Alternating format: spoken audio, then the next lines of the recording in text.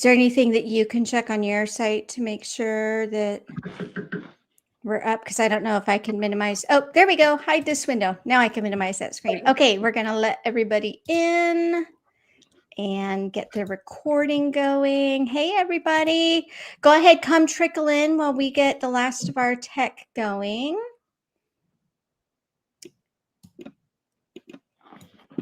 All righty.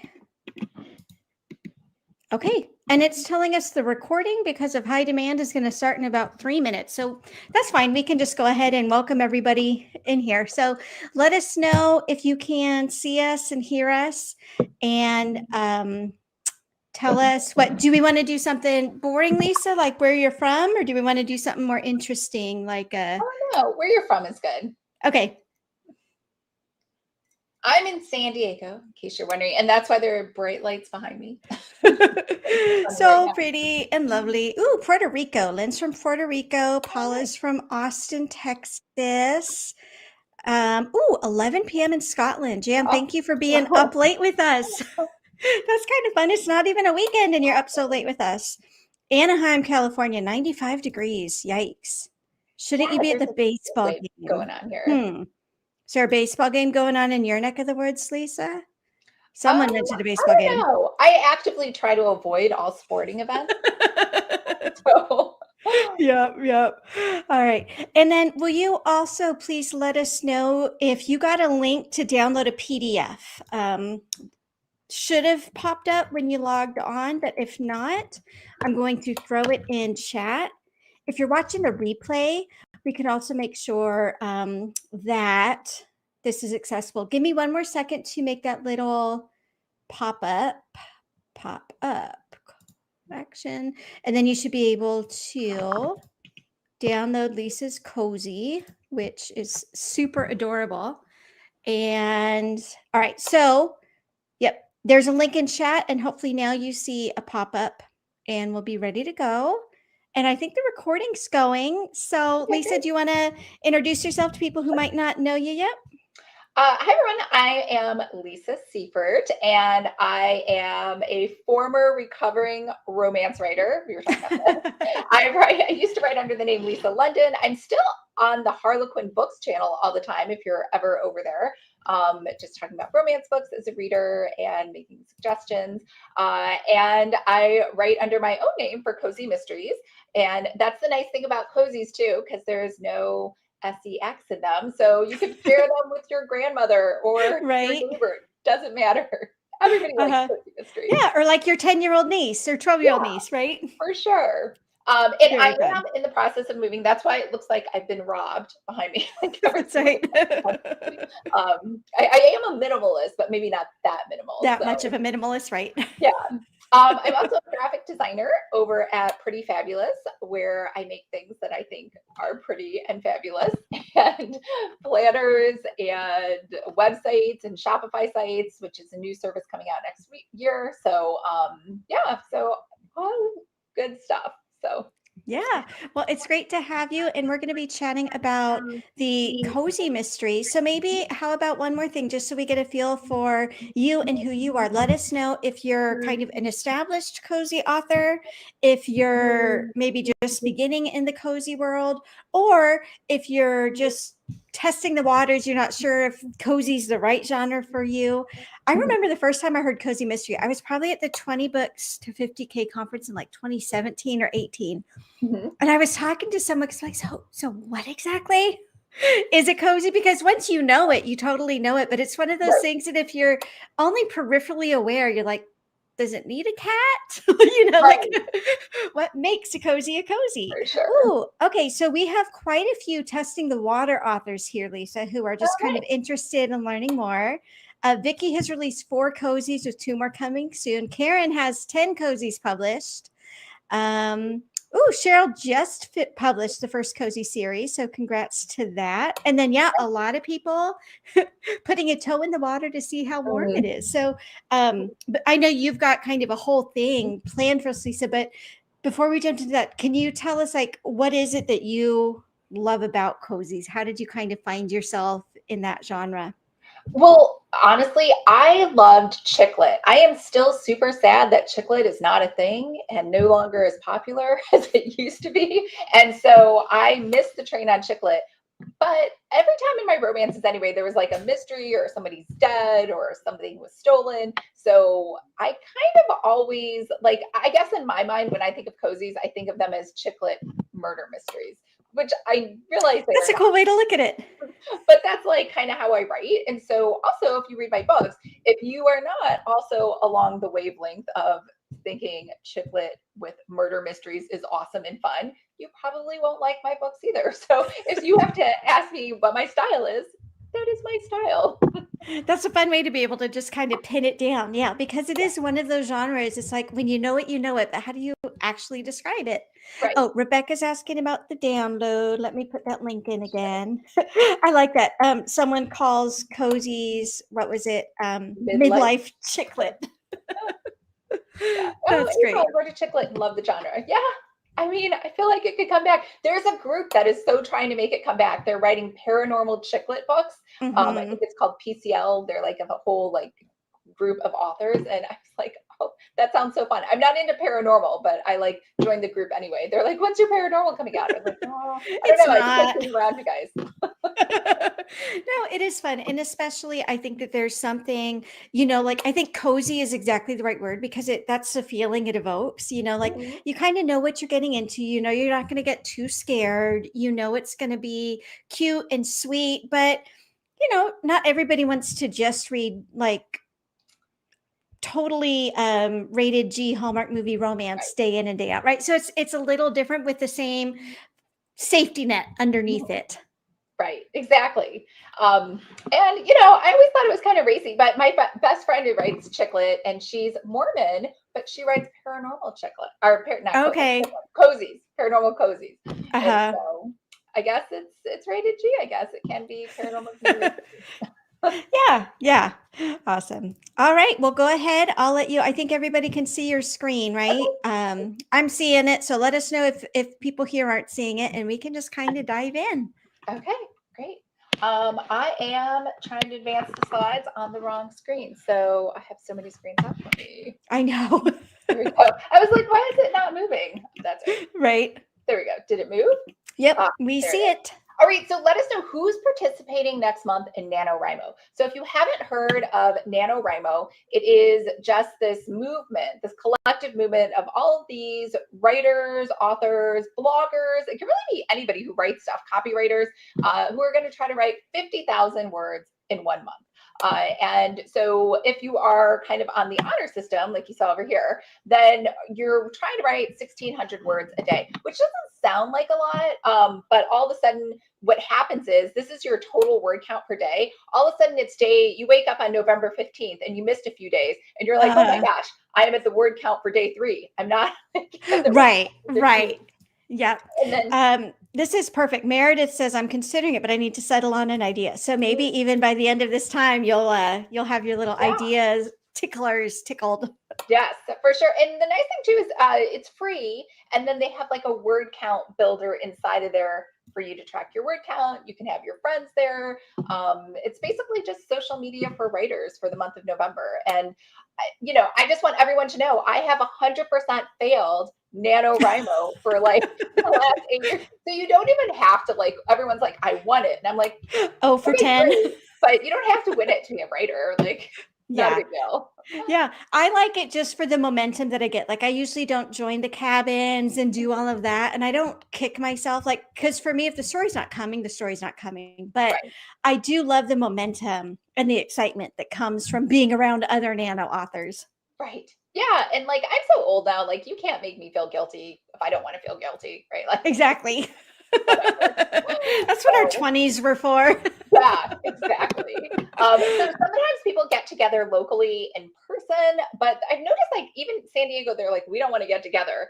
So it depends on where you live, I think, but they do have virtual write ups. So that Yeah, helps too. those are fun. So you're going to notice that prep bundles for NaNoWriMo are everywhere.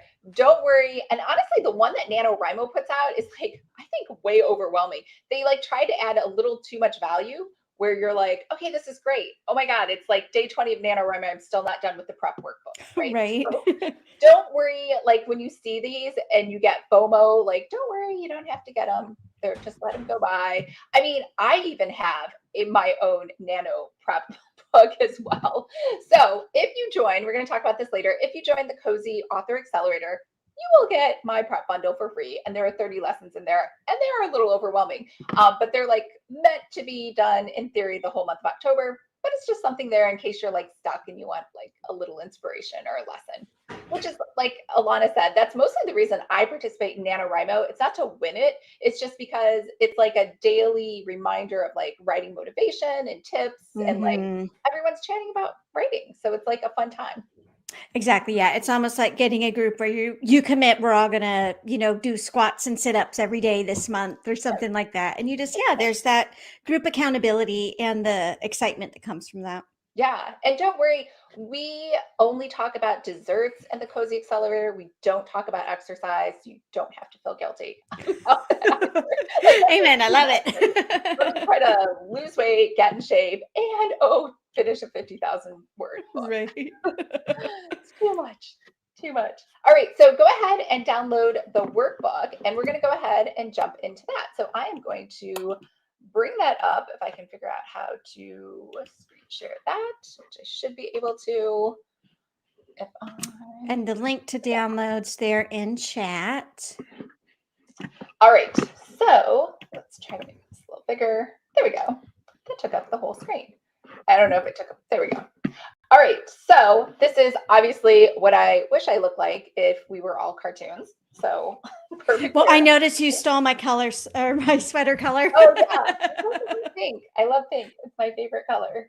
All right, so thank you for joining us inside. So just as a special thank you, we just wanted to give everyone who's attending today $100 off the Cozy Accelerator. Your workbook should be clickable, because I know how you are. You might be like, I just need to see it right now. But there are some other surprises that we added, 3 more bonuses since we put up the sales page. So stick around to the end because I will share those with you as well.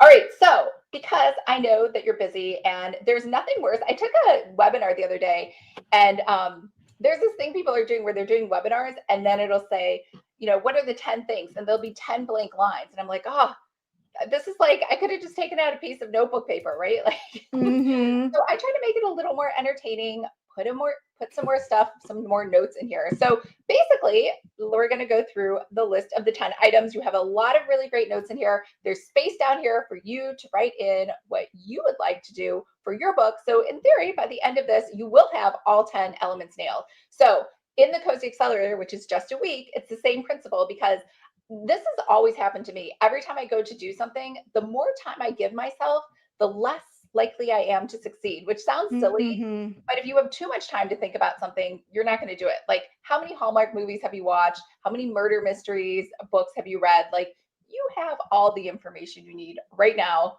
That's not even counting all of the TV police procedurals and amateur sleuth shows that are out there. You have so much information in your brain, you just don't realize it.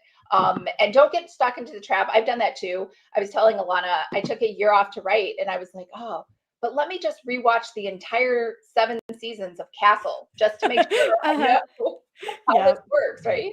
So I didn't even write a book that year. So anyways, first, you need a character. You need an amateur sleuth. She has to be likable. All of my amateur sleuths are always people who make desserts, because I love desserts and I like talking about them.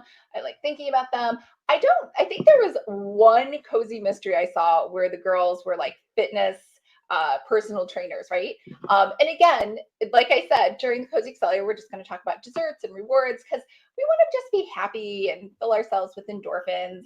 And, this is what I think of as happy. Now, you might think of something else as happy, like someone who knits, or someone who is a chef, or someone who's a car mechanic. I don't know. Gardener, yeah. Yeah, the whole point is that they are not a police officer, right? Because otherwise, it's not really a cozy, because that's their job. And yes, there are some books that are like that are classified as cozy, but you just have to know what the rules are before you break them. I would say most likely the ones where they're not really meant to solve a mystery because it's not their job are usually what people are looking for when they pick up a cozy mystery. They want an amateur sleuth. Mhm. Plus, the whole point, if you think about it, of the amateur sleuth, if anybody remembers the movie Legally Blonde, the whole Yep. point was that she knew so much about hair care and beauty and fashion, and that helped her to win the case. So you need to give your character a legally blonde moment later too. So the baking, the way things rise, the way things are stacked, the way supplies are ordered, or how much flour is in a 10-pound bag and how many you can stack up. Something about her amateur, abilities of her day job should be able to lend themselves as an expert in helping her to solve the crime. So Yeah, I no, I love that. That's cute. Love that you brought Legally Blonde in because that makes a ton of sense. So we're gonna hit you with a hard question right at the start. Leonardo wants to know: Are cozy mysteries only for women? Not at all. Men there and we just had the Paracozy book club. I have two guys inside of there. I think also I do even my graphic design business, pretty fabulous. There's tons of guys in the membership. Even though everything's pink and purple. And plus everything right now is so gender like just different and Fluid or neutral, diverse. maybe. Yeah. Yes. Mm-hmm. You just never know who's going to like what, right?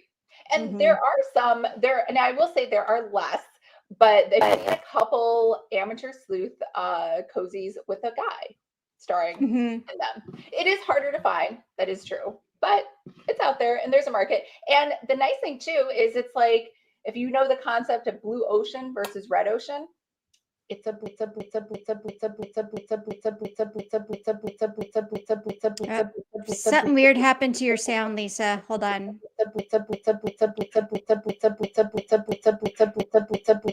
We just okay, hold on.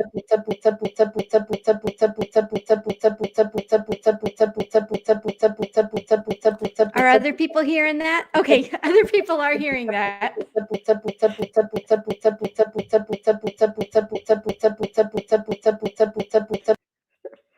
Okay, that turned it off. Can you hear me still, Lisa? Okay, and can other people hear me okay? Okay. Try it again. Let's see what happens. Try unmuting.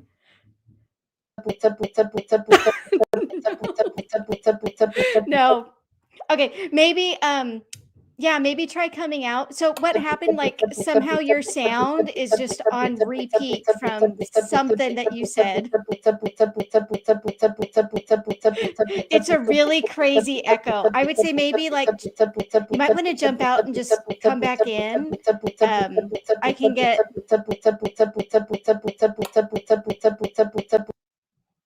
yeah. Okay. She's gonna be back really quick. Yeah, it's something on repeat. So let me get to where we were in the slides just so that she has time to catch up. So I'm going to share my screen. And yeah, thanks everybody for being patient about that.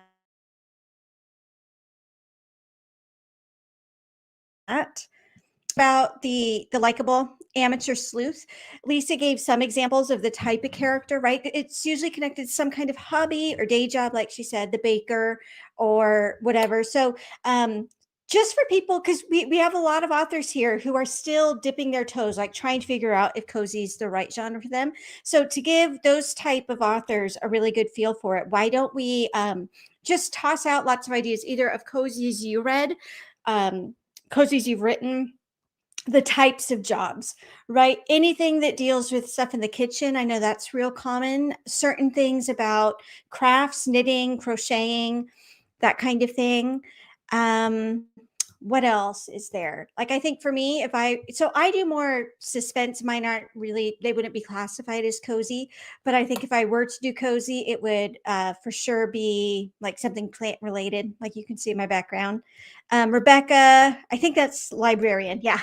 Yeah, librarian, because of course readers love books, and part of the appeal of cozy really has to do with bringing that sense of comfort, right? Like cozy is kind of the literary version of comfort food. And so how many avid readers, their one dream job is being a librarian, or their one dream job is owning a super cute coffee shop, or their one dream job is owning a fabric store, right? That's kind of what the appeal of it is. That's why we get to create these really fun types of jobs for the amateur sleuths. Let me check and see if I'm missing any notes from Lisa. Okay, hopefully she'll be able to get in again real quick. All right. Would Jessica Fletcher on Murder, She Wrote be considered a cozy? I haven't seen this show, so if somebody's familiar with the show, if you could answer. And as we go through the rest of this, there's more elements of a cozy so that you can kind of check it off the list, right? In terms of other jobs, bookshop owner, again, appealing to those huge book lovers. What else? I wrote a tween mystery series 20 years ago and it didn't go anywhere, but that could be reworked into a cozy with the characters as adults. Exactly. Yeah. And I think the cozy genre really has become more popular. I think the pandemic did a lot for cozies because people wanted that comfort food, right? They wanted that sense of, yeah, I don't mind reading about danger, but I want the stakes to be low and I want to know that there's going to be a happy ending without anything really traumatic that I, the reader, I'm going to have to go through. All right, people are answering yes to Jessica Fletcher on Murder, She Wrote. Yeah, especially because she's an author. A mystery writer. That would be super fun. Oh, here's another idea that someone is welcome to steal from me. I think it'd be super cute to do cozies based off of like a true crime podcaster or something like that, right? There's so many fun ideas. Kay asks, how old does the main character need to be? I think it can range, right? Like some people like the kind of senior cozy feel. Lisa, Is it working? I think so. Oh, yay. I think what it did is it took like the sound bite of like the last two syllables you said, and it just repeated them over and over and over. Huh. That's crazy. We're just giving examples of the types of amateur sleuth types of jobs. Oh, great. And someone had asked about the age, and I think it's the whole range, right? Basically from the young adult just out of high school or college all the way up to who are some I know I read some really cute, they'd be considered cozies, you know, with a 70 or 80-year-old main character. None are popping to mind. Yeah. I can't think of any. I know, Courtney and I used to host book club and she always loves senior sleuths. And then she also has like junior high sleuths as well, like middle grade. Very cute. Too. Yeah. Silver sleuths. I like that. Yeah. I like that. Of course, Miss Marple. Yeah. Of course, there's Miss Marple. And then, yeah, lots of others. Yeah. All right. So whenever you're ready, we were still, like I said, we were still just talking about kind of the amateur sleuths, the different types of jobs. Yeah, for sure. All right. So hopefully during this time, you have more than ample time to pick your sleuth. So we're moving on to step 2. So choose a helpful but quirky sidekick. So there's nothing worse in a book than internal dialogue, like a monologue of exposition forever and ever, right? Like it's okay once in a while, but your character needs someone to talk to. And usually that person is the polar opposite of them. So I said quirky, but maybe your main character is quirky and then their sidekick is the reasonable, like responsible one. So if you think about the really, and I'm obviously dating myself, I love Lucy, right? She's crazy and wacky, but Ethel is kind of like the voice of reason. Like, are we really doing this? I don't think you should do this. But because she's her best friend, she goes along with her, even though she doesn't like it. And she helps her with whatever crazy scheme she has. So just make sure you don't have twins, right? So they shouldn't be like identical mirrors of each other. Otherwise, they're never going to do anything. One person's going to say, we shouldn't do this. The other one should say, you're right, we shouldn't. And nothing will happen, right? So you need people that are going to challenge your character or they're going to challenge the other person. But either way, it should be somebody fun that they enjoy talking to and someone that also gives like a big contrast. And that'll help your main character's personality come through by giving the other person a totally opposite personality. And this can be a man, it could be a woman, it could be, a relative. Usually they say what works best though is somebody who's not a family member. But, with the Stephanie Plum books, those were super popular. She had, you know, her friend that did it, but she also used her grandmother a lot as her sidekick. So Oh, cute. you could have multiple sidekicks as well. So let's jump over on the right page over to number 3, law enforcement. So it is highly unlikely that your character is never going to run into the police. So your police officer has to be somebody who is not able to solve the crime. Otherwise, they would just solve it, right? That's their job. So either it's a small town, they're inept, or they're corrupt, or they're just wrong. So it could be somebody who is good, but they're just convinced all the evidence stacks up, pointing either to your best friend, to your mother, to your sister. You know that it's wrong because in your heart, you know that this person's innocent. So it's your job now to go solve the crime. You need to give your character a reason that they wouldn't just leave it to the police. And if you have very capable police, you won't want to do that. Or if you have police that are, sometimes you could have capable police, but maybe they're really tied down with bureaucracy, red tape. Mhm. They can't get a warrant or something else. And that's why your amateur sleuth needs to come in and save the day. Otherwise, you're going to have readers that are like going to do a double eye roll and say, I don't know why she's doing this. The police could have just done it. So something to think about when you think about your law enforcement. And then the fourth thing is you're going to need a small town setting. So I've heard this a lot. So whenever you think of just like conspiracy theories or, you know, aliens invading the earth, right? The one thing that's special is they haven't told everybody. It's like not on the news. Everybody knows about it, right? So same thing with cozies. Once you're in a big city, it's totally different, right? You can't know everybody inside of Chicago. You can't know everybody inside of a big major city like Philadelphia or Los Angeles, right? But if you're in a tiny, small, quaint town, everybody kind of knows everybody. Everybody has their own opinions. Everyone's probably dated everyone, probably related to everybody. It just makes it a little more special. Now, that's not to say, again, you can't break the rules and put it in a large town. You can do anything you want, but just know that usually, say it is in a large town like New York City, usually the cozy will be set maybe in a small community. Like if we go back to our Silver Sleuths, maybe it's just in a small little retirement home, right? And there's something afoot going on at the retirement home and no one's taking them seriously because they're all old people, right? Like, so he died. He was 85. Who cares, right? So it's up to the Silver Sleuths, maybe in this little retirement community, to figure stuff out. So that is also another reason you want a small town setting. And plus, you can make fun names. So everyone asks this all the time. Can I use a real city? You can use real anything you want. There is a small rule of thumb. First of all, you should hope that your novel is so popular and so important that the guy at the local hot dog stand in your small little town, maybe where you grew up, was like, I read your book. I can't believe you had a murder that happened there where people were poisoned by hot dogs. Now I'm like worried about Oh, the hot no. dogs. It's highly unlikely that's going to happen. If you're going to do that, I would say to cross things. Like, so I'm from Kankakee, Illinois. There's a really famous hot dog stand that I actually used to work at during the summers called Yannicki's. It's so good.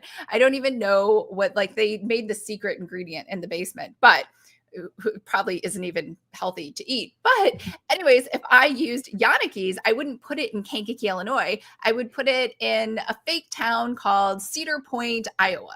But I would still use the name Yannicki's, right? So you can't really associate the two. So try to do that or make up a fake town. And again, try to put it in a different state. I feel too like the creating the setting cozy authors are just kings and queens of puns. You know, like if you make a coffee stand, Yes. it's got to have something, you know, coffee in the title or things like that. Yeah, that makes it cuter and funner. It is cute. Mhm. Yeah. All right, step number 5, first person POV heroine only. So I've seen other people, again, you can break the rules. I personally, as a reader, strongly dislike this. Otherwise, I would read a different genre. When you do third person alternating POV, that's typically found in romance. And sometimes, you know, especially for us romance writers who come over to cozies, you're like, I'm just used to that. I think we need both perspectives. I'm putting a little romance into my cozy. There's nothing wrong with that. However, you just know your readers probably don't like that format. They usually don't like third person, and they usually don't like, well, they for sure don't like alternating POV. Here's the thing. First person POV, the reason it's so popular and so many cozies use it is because the reader likes to imagine themselves as the amateur sleuth. They're the quirky person. They're the person eating tons of cupcakes and cookies. They're the person who's just inherited their own chocolate fondue shop, right? So this is them living their fun, cozy mystery life, solving crimes, running around their small town, hanging out with their 3 cats, right? So this is what you want to kind of mimic with first person. And I naturally just love writing first person. Most of the chick lit books were written in first person. So I totally understand if you struggle, just write your book in third person and then change it later to first person when you're done with it, if you really can't get your mind wrapped around writing in first person POV. Do you have thoughts on present tense or past tense? Yeah, most of them are in past tense. I think when I think of present tense, I always think of young adult. Not that it can't be anything else, but I think a young adult or middle grade. So next is pets. You are going to be hard pressed to find a cozy mystery series with a pet on it that doesn't do well. So, sometimes you don't even know what the main character looks like, and you probably don't even care. You just saw that it has a cute cat, or it has a dog. So typically the rule of thumb is dogs do better in romance, cats do better in cozy mysteries. Now, that's not to say you can't mix the two. My friend Emmy Lynn writes all of her mysteries with dogs in them, and they do very well. In fact, they do much better than my books. So just know that just because it's the norm doesn't mean you can't switch. And usually your animals have some personality. Now, obviously, a lot of them, especially paranormals, they end up talking and they get their own personality that way. But you don't have to do that. My cat in mine is super tiny. It's like the runt of the litter, and it has separation anxiety. So the cat goes with her everywhere. She wears the cat on her shirt like a kitty Bjorn. Now, there are people that are like, I've gotten book reviews where like, this is just the dumbest, most ridiculous thing I've ever seen. So just know, there's people that are like that. However, if I was out in the wild, like in real life, and I saw someone with a cat and like a kitty Bjorn, I'd be like, that is so cute. So, everybody to each their own. So you make your cat however you want. It doesn't have to actually help you solve the mystery. However, this is rule number 1. Anytime you have a pet in a story, no matter what, romance, sci-fi, you need to take care of the animal, because people who are pet people, especially like me, will be like, oh my God, you've been out for 24/7. Who has fed the cat? Who has given him water? Like, is this cat lonely? Especially if you have a dog, right? It has to be let out. It has to be played with. So just know that you can't just stick a cat in there, because I can always tell when someone doesn't own a pet. They just kind of throw the animal in there and they don't really take care of it. They didn't give it any treats. They don't have any cute cuddle time, right? So just know, if you don't have a pet, maybe ask a friend who does have a pet. What should I be doing with this pet? The Marvel TV show Hawkeye kind of did that. I was so excited because there's a super cute dog in the trailer. I'm like, finally, there's a dog in an MCU thing. And it appears when it suits the story. But again, it was like, who's taking care of this dog? Right. And obviously, don't kill the pet either. Yeah. And I was also worried too when they found the dog. I was like, is anyone going to take him to the vet for a checkup? Oh, like, we didn't even do that. So yeah, it's a real concern that we dog pet owners have of fictional pets in stories. For sure. Well, and one more question for you about the pet side. When you were mentioning like paranormal and like paranormal, you can have talking cats and stuff like that. Do you feel like there's hard lines, or is the distinction between like cozy and paranormal a little more fluid, more of a spectrum? Well, there's this concept that maybe you can have a magical cozy where there's maybe just a bit. So if anyone knows the TV show on Hallmark called The Good Witch, so The Good Witch has a little bit of magic, but nothing really, right? She's not casting spells. She can't like levitate or move objects, but in theory, she's kind of like magical. And it wasn't until I think the very last season that they really tried to like show the magic. And I know a lot of people didn't like that. So you can hint at magic and just kind of have a magical cozy. Or you could just go full out paranormal. Your cat shapeshifts into a person, or then shapeshifts into, I don't know, a gorilla or something else. It's really up to you to decide, and then to stick with that as the tone of your story. So perfect. So PG-13 or below. So this is I want to say a hard and fast rule: no cursing, no sex, no violence, no graphic. When you read thrillers, and I love thrillers, right? There's like oozing of, bodily fluids, and you're like, but you're like so ready for that kind of story because you picked it up and it's David Baldacci or something, right? That's not what people are thinking when they read your book. There was one book, and I remember I was talking to another cozy mystery reader friend, and she's like, I so hated that book so much because the main character had been sexually abused, and she's like, I don't want to read that. Like, it's not that, I don't feel sorry for that situation or anything else, but like, I read cozies to be happy and to be uplifted, even though there was a murder. But so that's why it's very light, it's off the page. So usually the murders too, no one's been tortured, right? Body parts aren't missing. Someone was shot, someone was poisoned, right? So they're very benign murders, kind of, or crimes, nothing really gory. Now, having said that,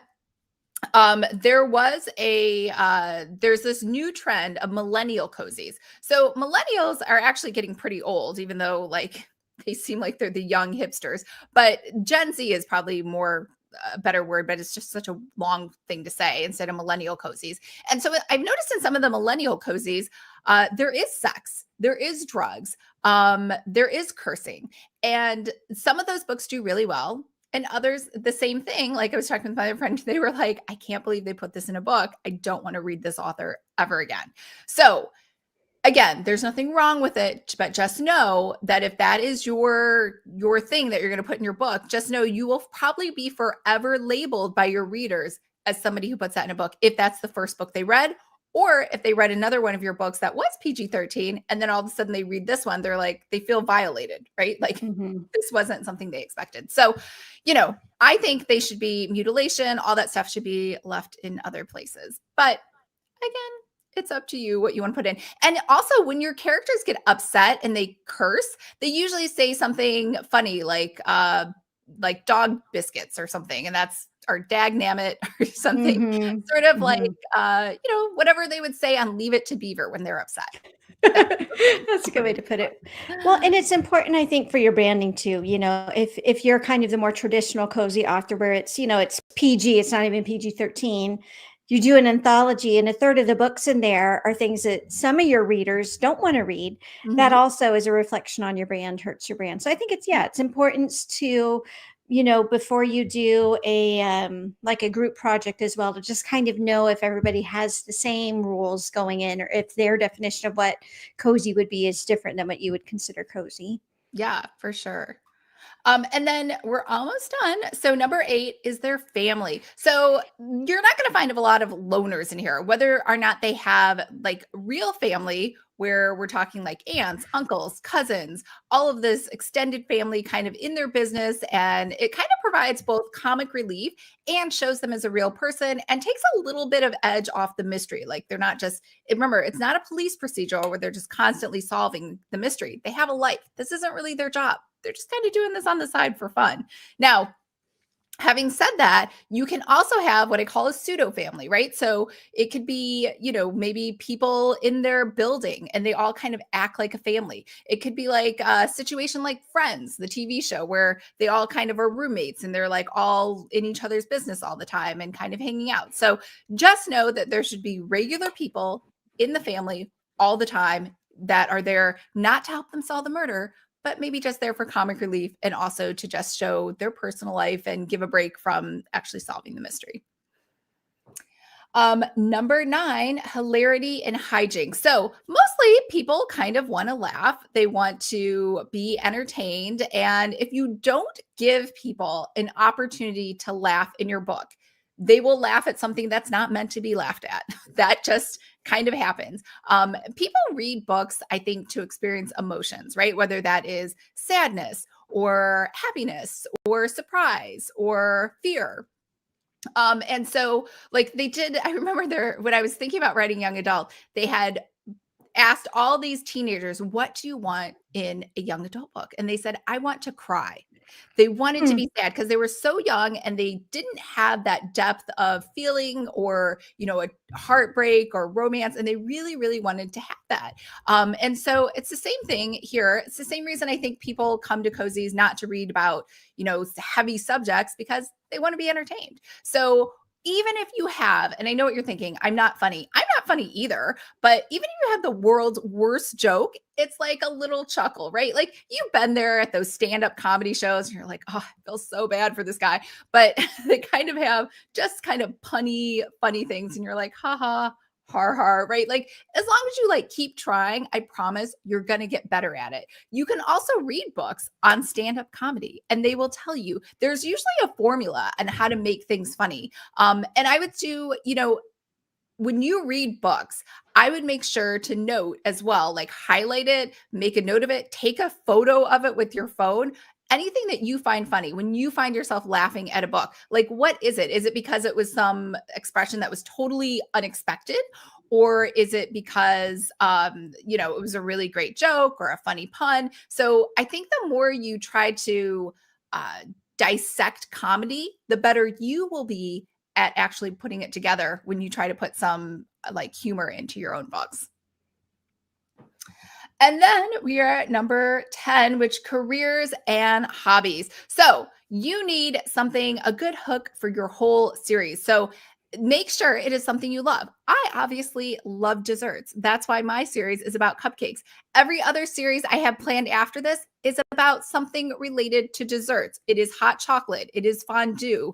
It is big, like leading tower of chocolate. Like I am all about desserts, and that's like my happy place and things that I think are fun. But for you, it might be hairdresser, or it could be, I think this woman is a realtor. Realtor cozies are actually a great idea because your amateur sleuth knows everybody in town. She's always out and about. It's a really great way to stumble on dead bodies. So, just pick something. It doesn't even matter what it is. And don't worry if somebody else has already done it. You can do it better. You can do it with a new spin, or you can just do it the same with different characters. People love getting new books on new, like cozy genres that they love reading about. So don't I had worry. a friend who was a professional nail designer, and she was talking about like Oh. her clients tell her everything. And so it got my wheels spinning. I mean, this Mhm. was like 10 years ago. So anybody can can grab it. But like what if she was the one who had to like surreptitiously get DNA from underneath the Mhm. suspect's fingernails while doing a Yeah. manicure or something? Exactly. So let me know if you have any questions, but hopefully this should give you a good base on where you need to go, what you need to do. And next, Alana and I are hosting. We would love to talk to you more, get you ready for November for NaNoWriMo. And again, you don't have to win it. You can still be published and be successful. It's just kind of like getting you ready to like be with all of your peers and just get excited about writing every single day. So if that is you, then make sure to go over. I'm going to show you everything that we're trying to share with you inside of the Yeah. Cozy Accelerator. And I just put the link as a pop-up Okay. too, if people want to take a glance at that. Um, Here we go. Well, that's pulling up. Dana wants to know if tween cozy is a genre. Tween cozy is totally a genre. Like I said, Courtney just did a cozy mystery book club only on, what do you call it? On middle grade cozy mystery. Yeah. Well, I mean, you even think of something like the Boxcar Children, Oh, I mean, yeah, that's for sure. OG tween cozy. Yeah, I mean, it's really important to write about something you love in a subject that Mhm. you are excited to do. So, I just read there was, I can't think of the name of it. It was killing it. It had like thousands and thousands of reviews and was making tons of money. And it was a high school cozy mystery series. Mhm. So, and Yeah. like I said, when you think about those things where you're like, is anybody else doing it? Don't worry, who cares if anybody else is doing it? I kind of feel like sometimes when you ask that, it's like in high school when you're getting ready for school and you're like, what do I wear? Do I want to wear what everybody else is wearing? I want to wear something that Right. just reflects me and who I I love am. that. And so, just think blue ocean. There's somebody out there. You're gonna find a reader. I promise somebody wants to read the book that you are dying to write. So what are we doing inside of the Cozy Accelerator? So you're getting a ton of stuff. So first of all, there's a private Facebook group. So if you want to just only be with other cozy mystery writers and Alana and I, you can be in a private Facebook group. So we're going to have that group open. It's going to pop open next Monday. We're going to host a kickoff for new student orientation. And then we are also going to leave that open for all of November, all the way through. We're going to do a little celebration party December 4th. And remember, you don't have to finish. It's just the whole point that for a month, you thought about your book every day, whether or not you wrote there, you like dreamed about it, you made notes about it, you tried to write something. And then in December, we'll have a little post Nano celebration of ourselves. And the reason it's December 4th, I don't have a calendar in front of me, is because I kind of cheated and I'm like, okay, so the 30th is on like a Wednesday, but I'm just going to take the whole weekend and call that all of November for NaNoWriMo, right? Especially for those of you who have day jobs. Now, for accelerator courses, so again, you don't have a lot of time. I'm going to succinctly recap exactly what you need to do for your cozy outline. So the first lesson, we're going to talk about cozy trope selections, and then we're going to talk about characters and setting. And then the third lesson, we're going to talk about the perfect crime. And then the fourth one, we're going to talk about your amateur sleuth style investigation steps. So how do they go about solving it? How did you actually put those scenes together to like move your story along? So all of those lessons are going to drop as well on Monday. So we're going to go over how I think you should do that. Don't worry. We'll talk a lot about what to do next. So by the end of the week, you'll have your whole outline. Same thing, group feedback. The whole point of that private Facebook group with just us is you can post your story ideas. You can post your questions like we did today, and you can get answers right away from either myself or Alana. And then you are also going to get live sessions. So we are going to be live again. So in these live sessions, I'll be live in the Facebook group. So if you miss them, don't worry, you can watch the replays the whole month. We're going to actually go through a lot of the questions. And if we can, I think there's just more value when we can like talk through them live, and then you can ask follow-up questions in real time. And we're going to do virtual co-writing sessions. Sometimes just the pressure, even though I can't see what's on your screen, you can't see what's on mine, just having other people around that are kind of in the zone. It's kind of like, if you ever believe in like the vibrational energy of one person helps raise the vibrational energy of another person. And so we'll all be writing and chatting about writing, doing it Pomodoro style, taking little breaks to chat, and just kind of getting you in that habit of writing. And sometimes like, it's almost like having an accountability partner. Like I mean to walk every day for 30 minutes. Do I do it? No. So, but I think about it, right? However, for like the whole month, I think it was like June or July, my friend Camila down the street was like, let's just walk every day at 5. And because I knew that she was waiting for me, I walked every day at 5 o'clock. So if you have somebody you know is waiting on you, you're much more likely to write, especially because you're going to block it out in your calendar versus like fake blocking it out in your calendar. So, yeah. And then you're going to get a really great cozy mystery workbook. And I'm going to walk you through all of that too next Monday. It is, I think it's like 40 pages, 50 pages.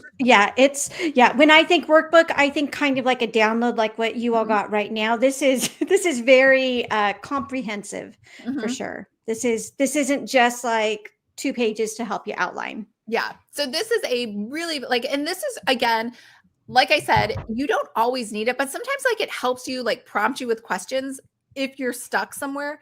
And so this workbook will coincide with all of these lessons here in the Accelerator lessons. So you won't miss anything. And then you're going to get a latte because I like dessert. So we're going to give out a $25 gift card to Starbucks on December 4th for anyone who is participating. You're going to be eligible to win. We're just going to pick someone randomly from the group. And then my wonderful friend Becca has offered to also give away an ebook of Dear Writer, Are You Intuitive?, which is the latest in her Dear Writer series. So if you don't know Becca, Becca has the Write Better Faster Academy. And she pretty much just dedicates her life to helping authors write better and faster. So through a lot of Clifton Strengths personality testing. So I really love it.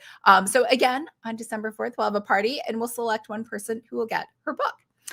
I've also, because, I'd like to think that I know everything, but I don't know everything. So I brought in some of my favorite people to chat with you about cozy mysteries. So Nikki Haverstock is a very prolific cozy mystery writer. She does paranormals, she does contemporary, she also does space, like outer space cozy mysteries. So when you were asking before, is there anything as tween cozies? Yeah, there's everything as anything cozies. Like people Uh-huh. are excited to discover new types of cozy mysteries.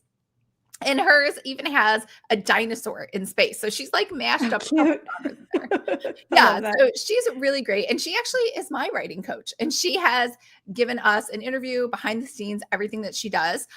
Molly Fitz, also known as Melissa Storm, is also, she had to get hers rescheduled, but we'll get it in there. An interview with her on all of her writing secrets and her process. And then Tracy Andrighetti has a really big series on the Limoncello series. So hers are based out of New Orleans. So it is kind of like, I don't want to say a big town, but she takes a little bit, it's a contemporary, but she takes a little bit of the mystical stuff that happens in New Orleans and the witchy, the voodoo stuff. So that's a good mix. I think someone asked a question on magical elements and putting that in there. And then we have Molly Burton. Now, she's both a cozy mystery author and she's a cover designer. So hers is a little different. We didn't really talk about her writing. We only talk about cozy mystery covers. What's trending? What's hot? What are the best colors? How do you work with the designer? What kind of things should you be putting on your covers? Should you do vectors? Should you do photorealistic? So she's sharing everything in her interview as well. So you're going to get all of those inside of the course. And of course, you're going to get my Preptober course because you, I guess, can never have too many Preptober courses. So this is everything that you're going to get. And then there's also a timeline in case you're like, I must show up for everything live and you like to schedule things. I shouldn't say obviously, I love scheduling. Like in my Pretty Fabulous Designs business, I make planners primarily because I just like planning and scheduling things, possibly more than I actually like showing up for them. But I'm like very organized. So you never have to worry like Lisa's just like throwing things out there. So we have actual dates in here. So the course is open for enrollment. We really hope to see you in there. It's going to close next Monday. So the Facebook group, when we do the kickoff, that's going to be the close of that day, is going to be the close of the cart. And then we're going to get to work and we're going to actually start working on our books. Hopefully by the end of that week, like I said, your outline should be done. And when I say your outline should be done, once you start writing, especially writing that many words every day, you're going to want your outline done. Whether you think you're a pantser or a plotter, this is a murder and it requires clues. It requires red herrings. It requires possible suspects and police procedural kind of action. So you're going to have to not wing it, I think, in my opinion. Otherwise, you're going to get stuck. That's usually where I get stuck. All the author interviews are going to drop. They should drop next Wednesday. And then in theory, I say in theory, because we're not like hard about it, your cozy story idea should be finalized by the 29th. And then on the 29th, we're going to have a live stream and we're going to talk all about your cozy mystery. And we're going to talk through all of your ideas and try to give you some new ideas. So we're there to help make suggestions as well. We're going to do a NaNoWriMo prep call next Monday, which is the 31st. And I realize that's Halloween. So maybe we'll move that to Sunday because I know some of you probably are parents with children or you have to answer the door. But we're going to talk before November 1st about your plan for NaNoWriMo. Like, what kind of snacks should you buy? What kind of, right? That's important. Who should you tell? When should you plan it? What should you do? So we're going to talk through that. And then we're going to have some virtual writing sessions together to like kind of kick you off and get you going. I feel so bad for the person that is in Scotland. We're going to have these at 5:00 PST time. So in theory, no matter where you are, you in the US, I guess, then you should be able to write with us. Now you can form your own virtual co-writing sessions with people in the group as well, especially if you're over in Europe. I think that's a great idea. And then we are going to finalize our game plan on the 5th, which I think is that Monday in November. And then you have the whole month of Facebook support from myself and Alana. And then we will have our party on December 5th.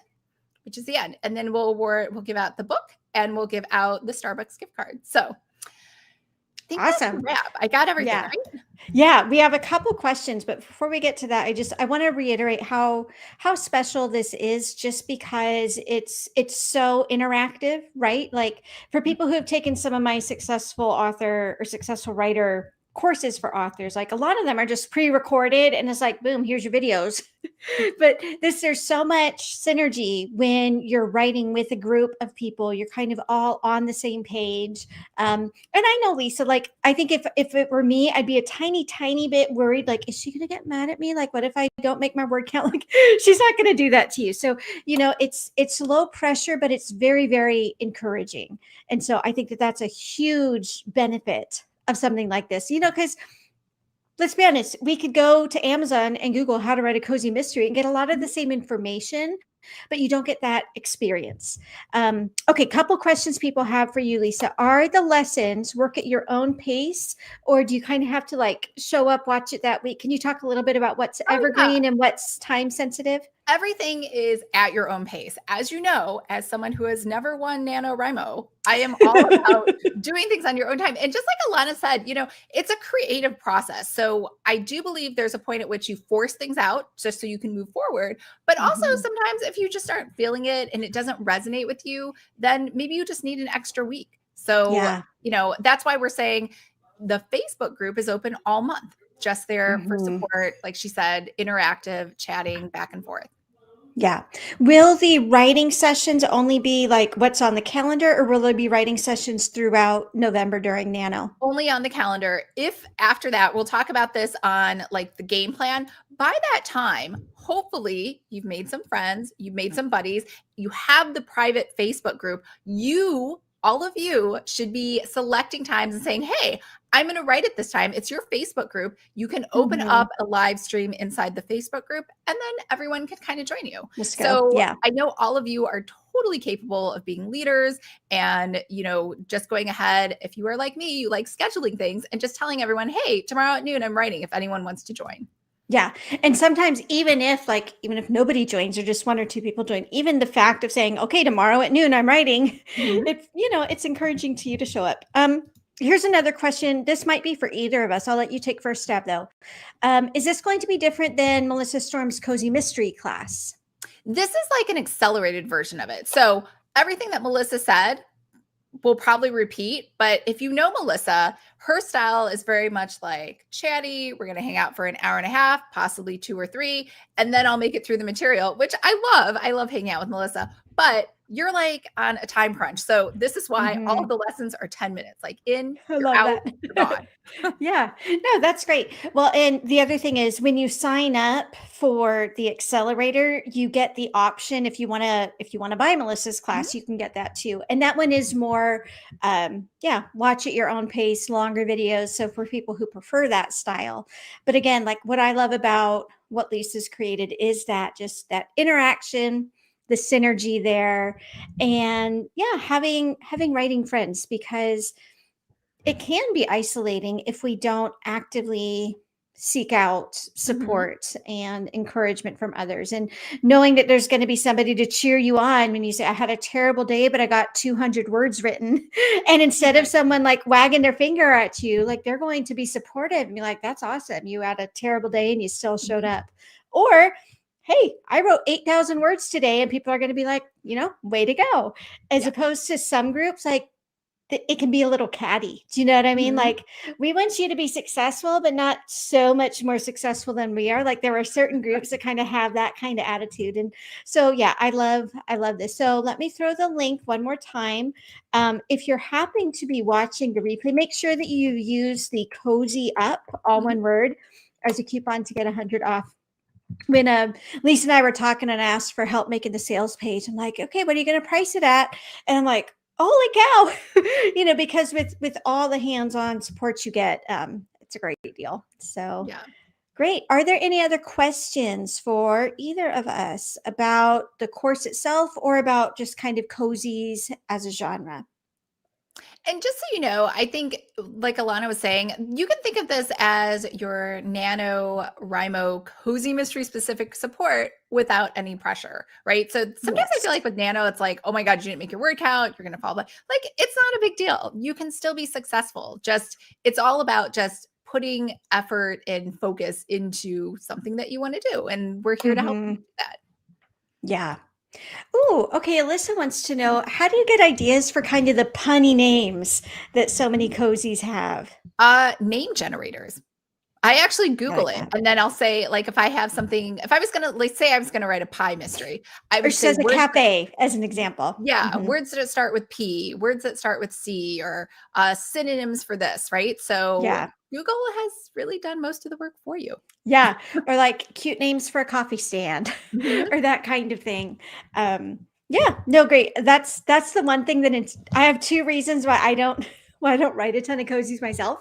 Is one is like the puns and the witty humor. I'm like, Mm. it's intimidating. The other one is I know that I would be the type of person who'd start trying to write a cozy and it would like turn into a thriller by chapter two. You know, sometimes too, what you could do is pre-made cozy covers Oh, do a right. really great job. And you might buy a cover where you're like, oh my God, this was perfect. This totally speaks to Mhm. me. Yeah, And they actually do a great job with the puns and they do. the Yeah. cozy phrases. They are very cute. Yeah, cozy Mhm. covers are my favorite to look at because they're also just whimsical and fun. So I think especially that interview you mentioned with the cover designers is Yes. going to be a really, really nice resource. There was one other question that came through chat about marketing cozies, Mhm. and I answered it a tiny bit. But do you have opinions, Lisa, in terms of the question was Facebook ads, Amazon ads, or BookBub, which I tends to? want to be super honest. I 1,000% am a paid ads failure. Oh So I no. I want to say, like, if you have a marketing question about that, you need Alana. I'll Just like, answer that one then. Yeah. I like Amazon ads for that, but really like cozies, it's so easy on all the genres. So basically, pros of marketing cozies on BookBub is you get the really, really, really voracious readers. Pros of marketing cozies in Facebook is it's a very safe genre in that you're not like steamy romance where you might get your ads rejected. You're not doing anything religious where you have limited targeting options. So it's very easy to find audiences. My personal, I like Amazon. Amazon ads tend to, at least for now, be kind of my standby. And especially the Amazon category ads I see do very well for cozy. Sometimes category ads just waste people's money, but when they work amazingly well. And I feel like cozies do well, which actually reminds me of a question I think we skipped over. And that was how KU heavy are cozies. Are your cozy books in Kindle Unlimited, Lisa? they are. I tried pulling them out of KU because I was like, I am so important. They should be everywhere. And that Uh-huh. didn't work. Even though they were Yeah. everywhere, everyone didn't want to People buy are them. finding them on Amazon. Yeah. Yeah. I would say it's one of the more KU dominant genres, but not so much that I would say, yeah, if you want to make a living with cozies, you must be in Kindle Unlimited. There's definitely some personal preference there. Yeah. Any other questions from anybody? All righty. Well, Lisa, thank you. It's fun. Yeah, fun hanging out with you and good luck with your move too. Thanks. And everybody else, happy NaNoWriMo for those of you who've already purchased your spot in the accelerator. We will see you in Lisa's Facebook group soon Yep. and have a wonderful afternoon and we'll talk to you later. Yep. Bye, everyone. Bye.